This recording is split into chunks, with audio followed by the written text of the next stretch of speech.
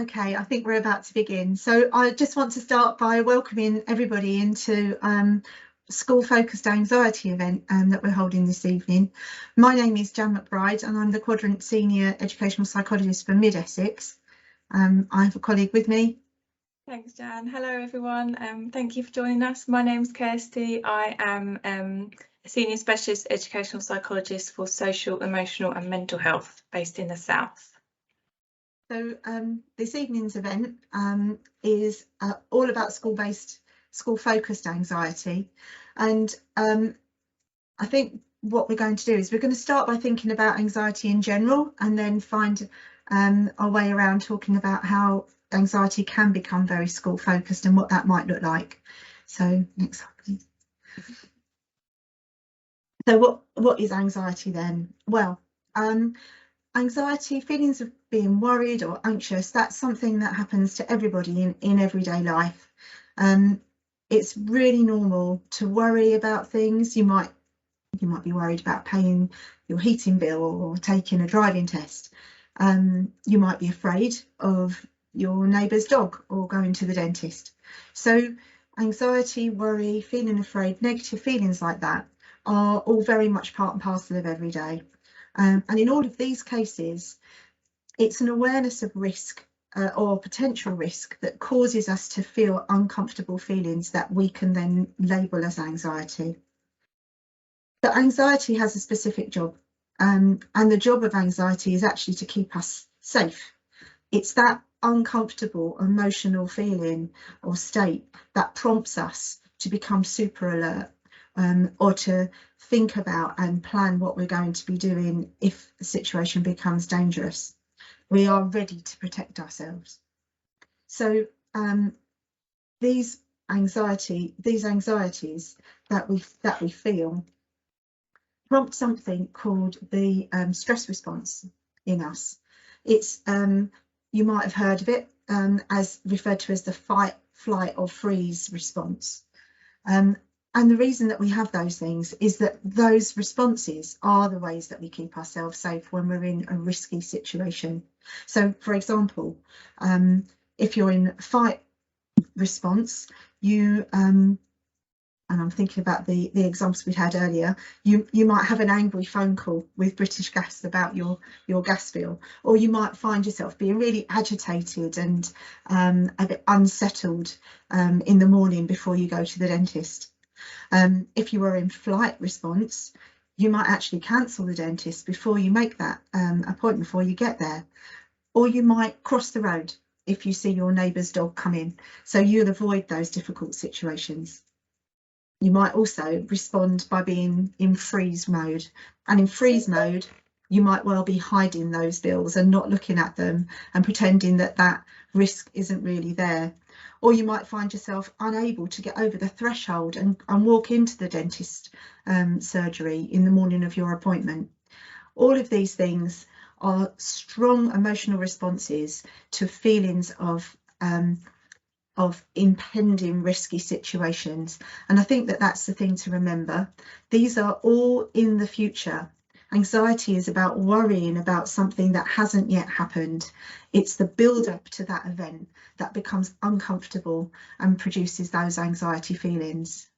Can I have the next slide, Kirsty? So this slide helps us to think about what that might look like for us, how anxiety kind of builds in that situation. And you can see from the graph on the left hand side that anxiety increases on one side and time runs along the bottom of that graph. So the experience of an anxiety provoking situation might start, I'm going to take the dentist because that's probably my anxiety provoking situation. So let's think about this, and it kind of and what we want to think about here is how it can become all about catastrophic thinking. So we'll start with the beginning of that. And here I am going to the dentist, and actually I'd probably start worrying about it the day before. So my anxiety curve might have started the day before I've even gotten up and of the day of my appointment, but it would certainly be increasing during the day. And it might well be certainly rising as I'm walking towards the dentist surgery, until the point where I might be so worried that I'm then starting to imagine all kinds of problem situations that could occur inside the dentist surgery, the what ifs, if you like. What if I find, what if it hurts? What if I can't tell him to stop? What if, etc., etc. And that's where anxiety sits. It sits in those what if questions. Might get to the point where I might feel so overwrought by anxiety that I would choose to opt out before that catastrophe happens. I'd opt for the quick get out, the escape, as it is on the graph. And that would give me an immediate relief. I would think, oh, that situation is over. I don't have to worry about it anymore. I can go home, I can get in the car and it's gone and it's finished. But if I had chosen to stay with that situation and not opt out, I would have found that really none of those catastrophes were likely to really have happened, that I might have had a peak of anxiety and worry, maybe when I actually sat in the dentist chair. But as I got used to the environment, as I started to speak to the people around me, as I developed some trust in the dentist and some idea that I had some control over the situation, it's likely that my anxiety would have gradually tailed off and I would have ended up feeling quite relaxed. By the time I came out, I would have managed the situation really well. And that would mean that the next time I go to the dentist, I'm far less likely to be worried the day before, because I would have known that I could cope with that situation, I can overcome that anxiety, and I'm going to be okay. And that brings us on to the area of resilience, really. Resiliency is knowing that you can cope and cover and recover from the discomfort and distress of anxiety. And it's only by seeing that whole experience through that I would be able to get to that point and know that I could do that.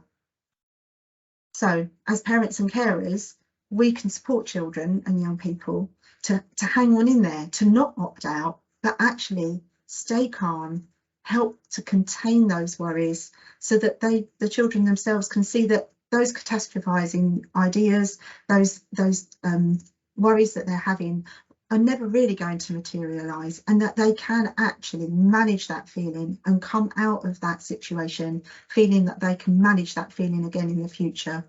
And that's really what's important about managing anxiety and meeting those worries. Thanks, Kirsty. So anxiety affects our thoughts and our feelings and our behaviours.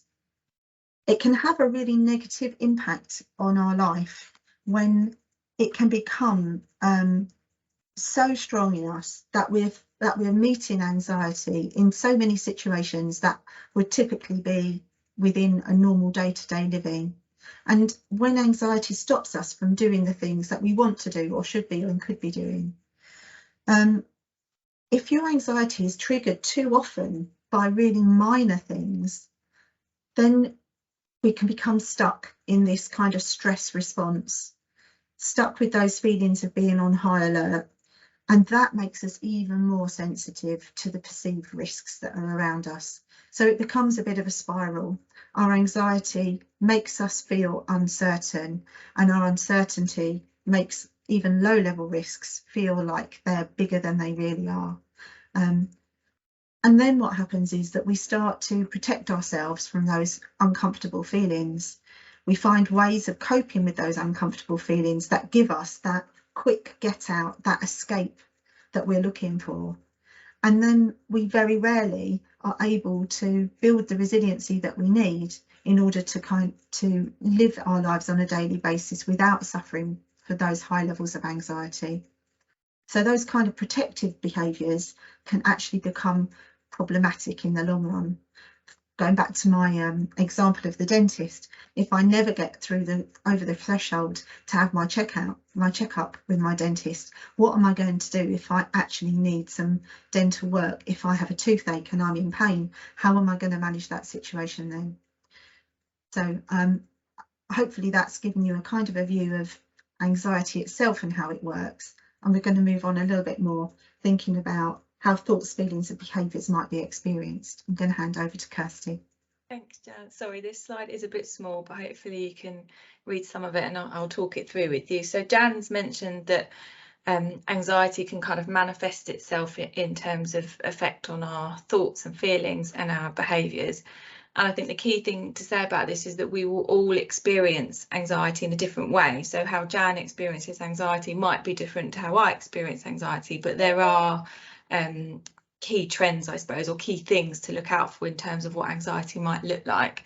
So in terms of how it might affect our thoughts or our feelings, a person that's feeling anxious might become completely preoccupied by a negative thought or a worry, and that really sort of dominates their thinking. There might be that sense of feeling completely overwhelmed or out of control within a situation, so it just feels like it's running away from you and there's nothing you can do about it. We might experience that sort of sense of dread or that impending sense of doom when you know that something is coming up and you're thinking about that thing that is coming. Like Jan said, it's always quite forward thinking anxiety, so you're worrying about something that is going to happen, and often that sort of manifests itself in feeling dread. You might be particularly alert to noises or smells or sights, so kind of hypervigilant to what's going on in your environment. And it can then sort of turn into worrying more generally about that feeling of being unable to cope with things like daily school, like daily friendship issues, like being in groups or different social situations. So to go back to Jan's dentist example, because she's so preoccupied with worrying about the dentist, sorry Jan, she might then start worrying about other sort of daily things that she wouldn't typically be worried about, but because she's in that state, it's kind of dribbling into other things, I suppose. And then that might have so much of an impact that Jan might find it difficult to concentrate or to sleep because she's worrying about that dental appointment that she knows is coming up. So that's the sort of thoughts and feelings side of things. In terms of physical symptoms, which are often almost easier to identify in a way, it's sometimes easier to think about how you're physically feeling as opposed to what you're thinking and feeling. So things like experiencing panic attacks, that racing heart feeling, breathing really quickly, shaking or feeling like you're sweating, having really quick breathing or feeling like you're unable to breathe, you can't catch a breath because you feel that sort of sense of panic, feeling sick, dry mouth, sweating more than usual, just feeling that sort of really tense feeling in your muscles. So I know for me personally, when I'm anxious or stressed, I really feel tense sort of in my shoulders. That's where mine tends to sit, and I think that's quite common because you feel like you're really kind of just curled up almost. Having wobbly legs. Our digestive system is very closely linked to stress and anxiety. So things like irritable bowel, sort of having diarrhea or constipation, or feeling like you need to go to the toilet more than normal, that's a very sort of common physical symptom, and getting very hot. And as well as those things, we often sort of fall back on behaviours that are often linked as a way of coping with what we're going through. So withdrawing or isolating yourself from a situation. So when we're thinking about children and young people, that might include not wanting to go to school, not wanting to be in social or group situations, or to be away from their parents, or to try new things. It might be repeating certain behaviours that feel really safe. So actually they're the things that help you to cope because they feel safe, they're routine, and that could turn into things like rituals, which is where sort of that label of obsessive compulsive behaviours comes in, because it feels like if you don't do that thing, your anxiety is not going to lessen, but if you do, you feel that little bit safer. Eating more or less than usual. So I said, you know, digestion's really linked to this, but eating, your appetite might be affected. And kind of some cases sort of going to a self-harm as a way of coping with those difficult feelings, or even some of the physical symptoms, self-harming can kind of relieve that for some people. Okay, so where does anxiety come from? And we're going to think more specifically about children and young people now, and then move into thinking even more specifically about school. So there might be many reasons why a child or young person experiences anxiety, but we've just thought about a few here, and these are outside of school.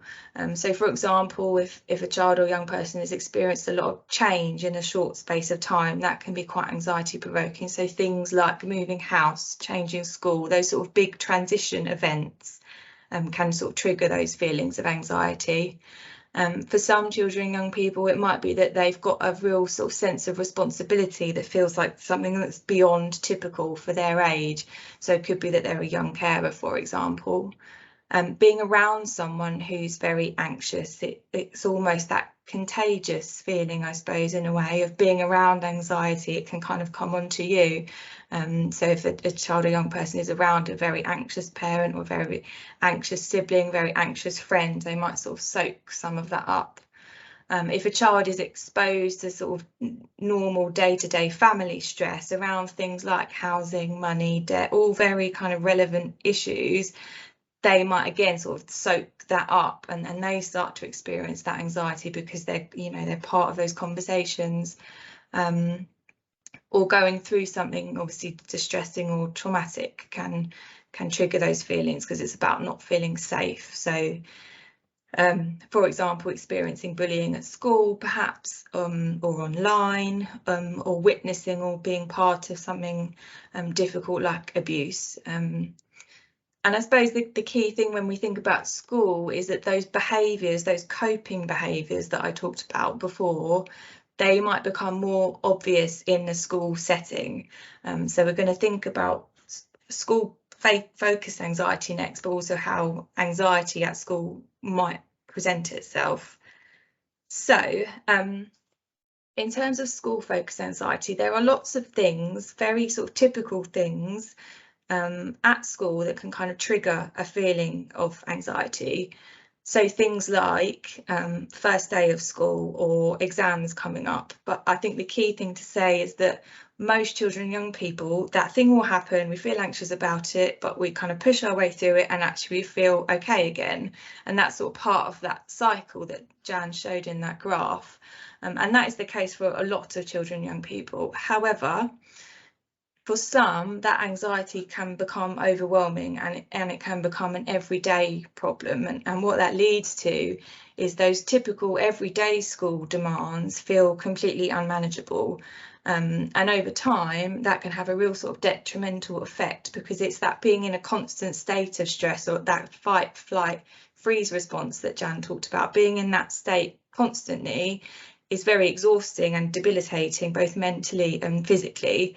And what happens then is the child is not in a place to learn, but it also results in things like trying to use those coping behaviours. So that might be things like avoiding going to school or avoiding certain situations in school, avoiding certain lessons. So specific school focused anxiety could be because actually it's the everyday anxiety is kind of manifesting itself in school, or it could be something specifically linked to school. So either the demands within the school or the school environment, or something to do with peers or friendships or relationships with staff, those kinds of things. So in the classroom, what might that look like? So anxiety in the classroom, or feeling anxious when a child's in class, might make them appear to be overly cautious, so they don't want to take risks within their learning. It might make them appear self-conscious, so they're worried about how they might be coming across in class. They don't want to put their hand up anymore, things like that. Nervous, shy, or that kind of fearful, not wanting to try things. So that might look like difficulty paying attention or taking in information, or just feeling like they're part of the classroom because they're distracted. Asking lots of questions or developing repetitive behaviours, and that goes back to that sort of feeling of safety because they're doing something that feels repetitive and safe, and it's almost a ritual. Becoming concerned about perfectionism and that sort of fear of challenging themselves because they don't want to get something wrong. So staying within the realms of being perfect and getting everything right can feel a bit easier. They might withdraw socially, so not wanting to be part of school events or activities, or working in groups or working with other children, or not wanting to see their friends outside of school is another thing that might be seen. Being easily agitated and restless, or what looks like having an extreme reaction to something seemingly quite minor. So we often talk about, my child's gone from 0 to 100. And I suppose the key thing there is it might look like that, but actually because of how they're feeling in the inside, were they actually at 99, and that tiny thing that's happened has pushed them to 100, and then you see the kind of big explosion in terms of their behaviour or what they're thinking and feeling. They might struggle to maintain friendships or keep friends, and again, that could be because they're just finding it too overwhelming. It could be because they're withdrawing from their friends. They might neglect their personal self-care and hygiene. It might start to come across that they've got very low self-esteem, and again, that might be linked to them not wanting to challenge themselves, that fear of making mistakes and wanting everything to go right, not feeling like they can do things. And feeling tired, not sleeping well is another kind of thing that might be seen. Okay, so we wanted to think about how anxiety can have an impact upon learning and how that kind of fits in terms of this curve, which is the arousal curve. So we do need a certain level of arousal to kind of be at our optimum in terms of performance. But what you can see from the curve is actually when we go into stress, anxiety and panic, that level of arousal is so high that impacts our performance. And that's why we talk about when a child or young person is in such a high state of arousal, they're not open to learning because they're way past the point of being able to take in information, of being able to process, being able to think, and that can have quite a significant effect, particularly if it is sort of a long-term experience on their learning. So we just wanted to show you that so you could see sort of where anxiety, stress and panic fit on the curve. Okay, so thinking particularly about school now, what as well as the things I've already said, what could be those triggers that cause a child or young person to feel anxious? And these might be alongside the things that could be going on for a child outside of school. But for example, there's often a lot around peer pressure and friendships and, that sort of feeling of being popular and having lots of friends, comparing yourself to others. And I think for some, perhaps differently for boys and girls, this happens at a different age, that kind of real sort of comparison to others, either socially or even academically, but it sort of has the same impact. So there might be difficulties with peer relationships or some experiencing of bullying, and that can really obviously trigger anxiety. Feelings of insecurity. So I spoke before about changes, but if there's a change in a key adult, or if a teacher changes or an LSA changes, or even their daily routine within school changes for whatever reason, that can really sort of unsettle a child and make them feel anxious.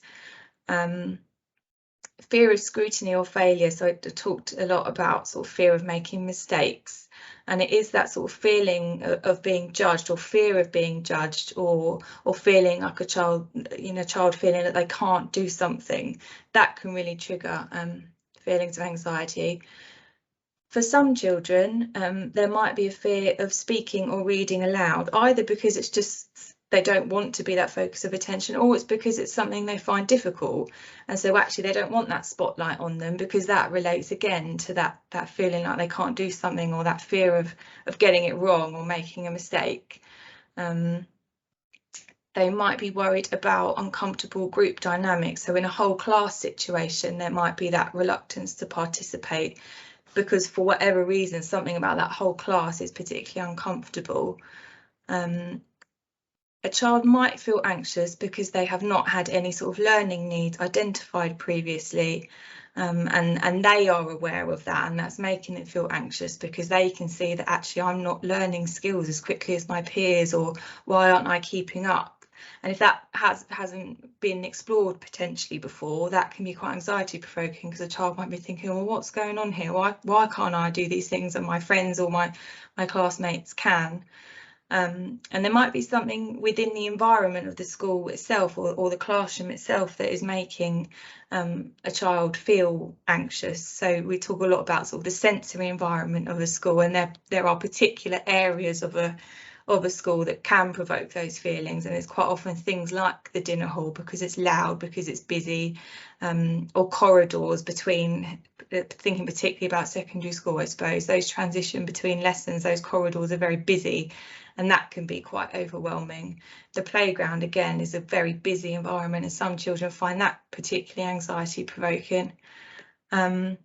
And there might be something for some children around separating from their parents or their carers. So that real feeling of being away from their parents, it happens at the school gate, and that can sometimes almost last the whole day, because all they're thinking about is, when do I get to go home? When do I get to go home? So they're just some examples, and there will be more than those. They're just some that we thought would be helpful to think about in terms of, you know, what is it about school that can sometimes trigger those feelings of anxiety. Okay, so that's kind of a whistle-stop tour of what is anxiety and what might it look like, and what is it about the school environment. So we're now going to think about what can parents do or carers do to support children. So I'm going to hand back over to Jan. So for parents and carers, it's often very difficult to understand what could be anxiety provoking about the school when you're not there. I think that's what's really hard, is you've got a child who's coming back home and is either in a really high state of arousal, or might be distressed, or might be withdrawn, and it feels really hard to get to the bottom of it. And lots of parents will be worried about the kind of questions that they should ask, or how they should go about investigating what's happening. And it can become a very difficult situation, a very difficult conversation to have with your children. I think I'm just going to ask Kirsty, the first point on this is about avoiding conversations at the height of distress. I'm going to ask Kirsty to go back 2 stages, 2 slides, so that we can look at that anxiety curve again. And the reason for avoiding conversation at a point where your youngster is already in distress, stress, or is feeling panicked is because anxiety, you can see on this graph that the level of anxiety runs along the bottom. And when anxiety is up the right-hand side of this graph, is up high, then your youngster is not open to having those kind of conversations, is coping with how they're feeling, rather than being able to think about how they're feeling and articulate that. So having a conversation at that point isn't really going to get anybody anywhere. It's probably going to lead to your youngster becoming even more distressed, because it will feel like pressure rather than relief, and that's not what we want to do. So always try and have a mind for this graph and think to yourself, when's the right time to do this? When your child is at their optimum in the middle of that curve, when their arousal is at a good point so that they're interested and articulate and they're ready to speak to you, but they're not feeling stressed or anxious already. We don't want to be having that kind of conversation at that point. And then what can you do at that point, really? I'm going back to my own slide. Sorry, Kirsty. Backwards and forwards in. So for a parent, it's about providing reassurance and containment, and to talk through these things, obviously when your youngster is calm enough to do that. And what do we mean by reassurance and containment? I think reassurance is about accepting and acknowledging that everybody has worries, and that school can be a worrying place if that's what your youngster is experiencing, and that actually, yes, not very comfortable to have to stand up and read in front of everybody. Maybe that's not okay for you. Yeah, lots of people would find that quite worrying. And so being able to provide that that feedback that says, yes, that it's okay, these feelings are normal and you will get through them. And that's where containment comes in. So we talked about trying to stick with it, trying not to take that quick route out, but going through the experience and understanding that you can get to somewhere better on the other side. That's what containment is all about. As an adult, you're able to soak up your youngster's anxiety almost and say, it's okay, I'm here to support you. The adults in school are here to support you. Your friends will be there to support you. There's lots of people willing you on to do well and to overcome this worry. Don't be so afraid of it. There's lots of people to help you. So containment and reassurance is the first thing that your youngster will need from you.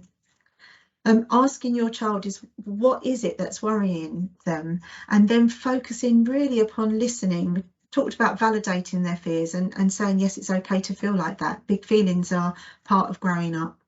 But I think the important part of this point is about listening and not imposing what you think is happening or what you think your child is worrying about, but giving them the space to be able to articulate that themselves.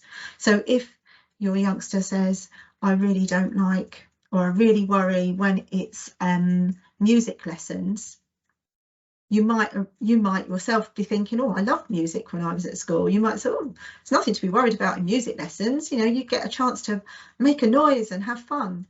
But that's not how your young person is seeing it. So it is about how they view a music lesson, and listening will help you to do that. So asking those questions, what is it about that lesson that particularly worries you?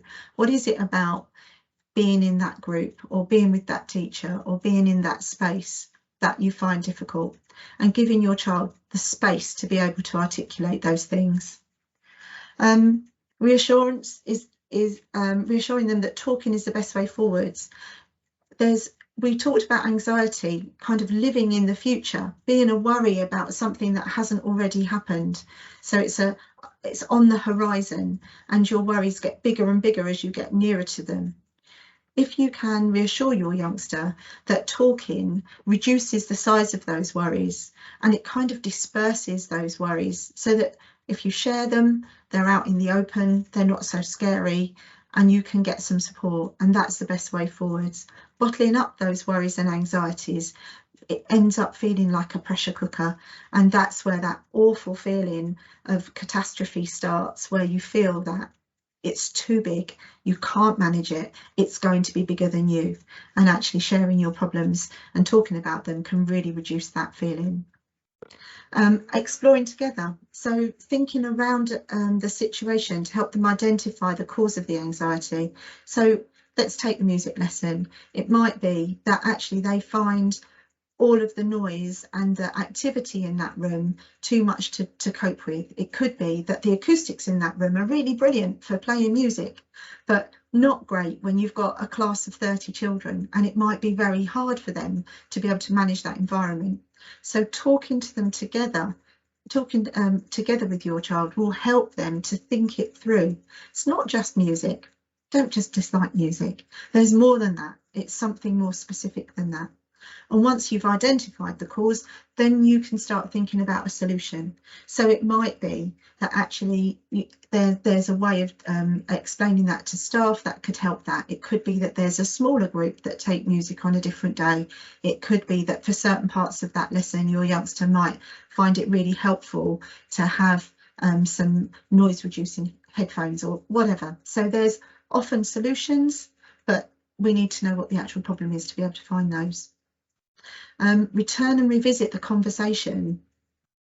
I think as adults, we want to solve the problem straight away. If our youngster comes to us and shares a problem with us, we feel that we need to make some impact on that almost immediately and have an outcome that we can end the conversation with, that is going to be the answer to everything.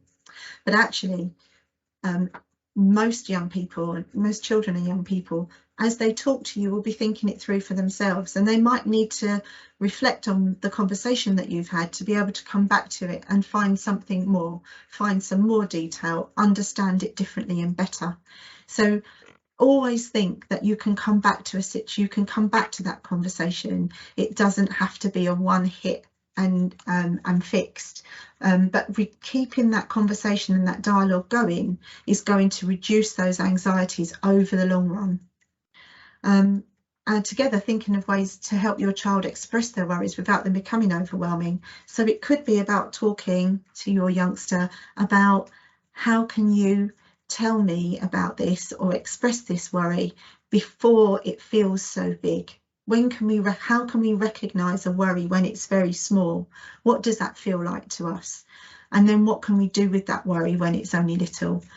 How can we contain it? How can we deal with it? And some youngsters use things like worry boxes. They might keep a journal.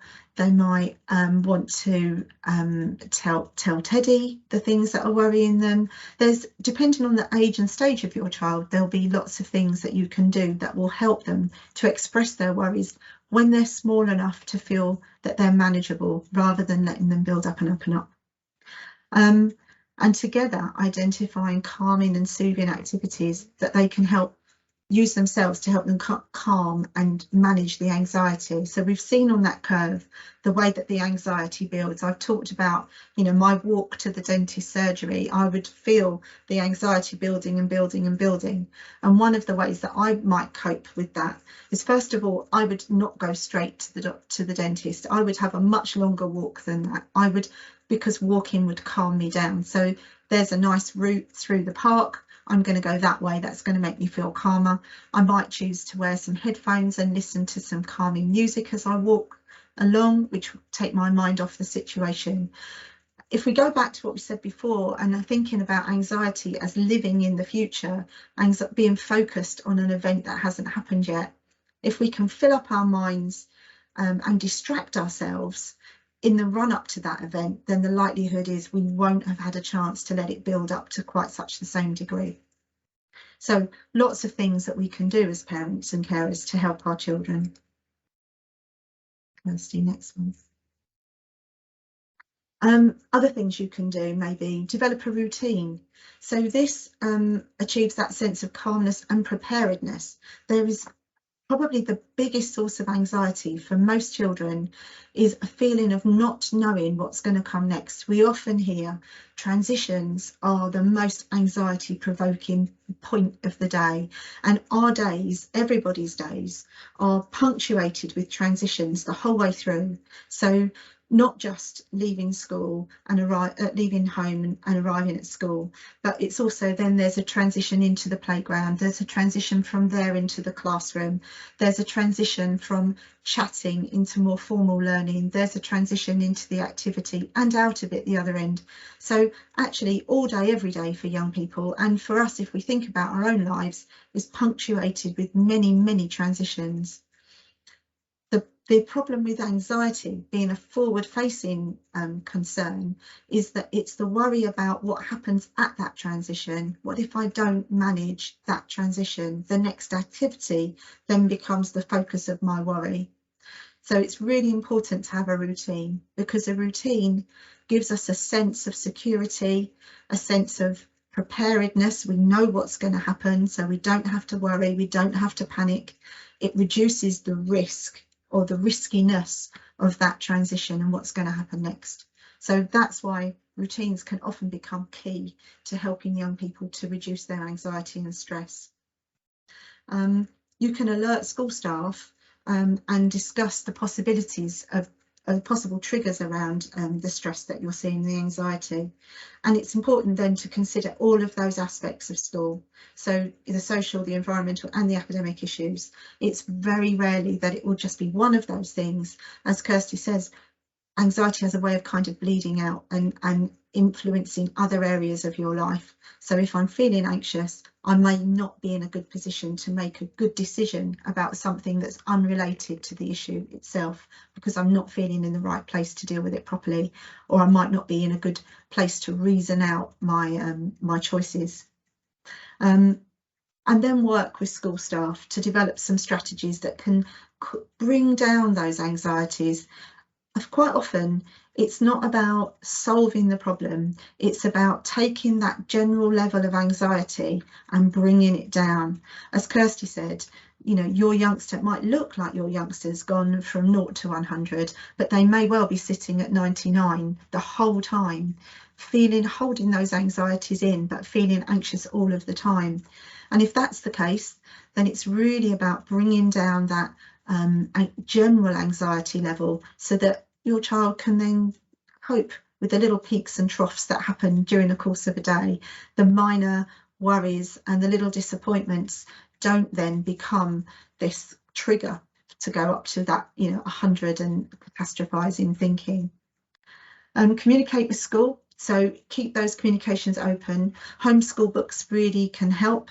They can create that kind of shared understanding and responsibility, and you can involve your children in those homeschool books so that they feel confident that you are passing their worries to another adult, that you are being open with the other adults, and that everybody is on the same page.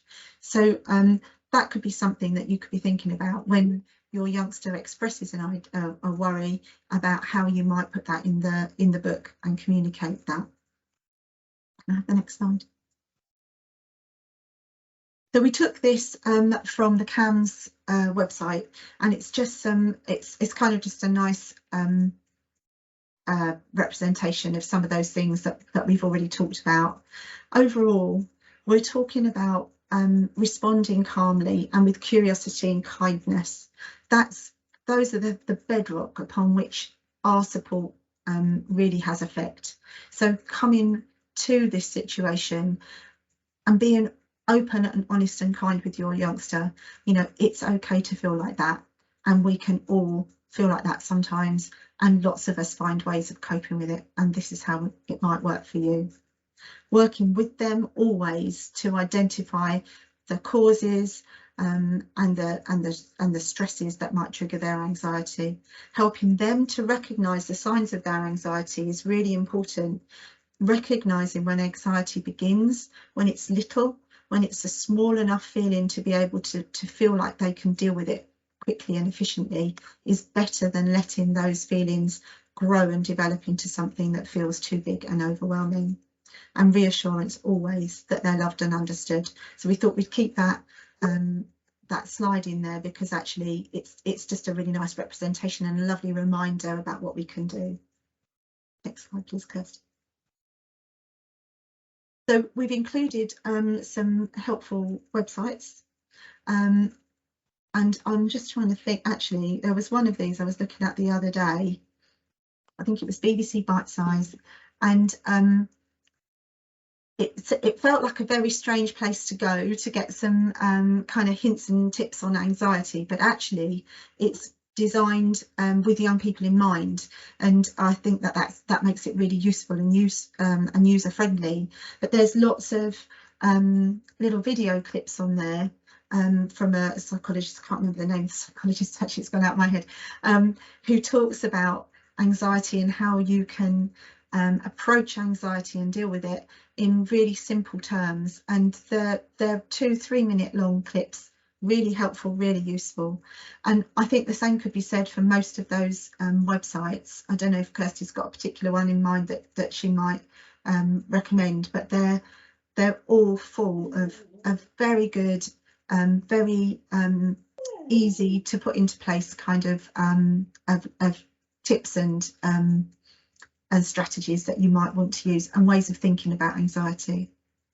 I think the Young Mind one springs to mind as one that is particularly helpful, but as Jan said, they're all very good. And the BBC one is actually it's lovely because it is bite-sized. It has got sort of those little videos and just tips, and yeah, but they are all very good.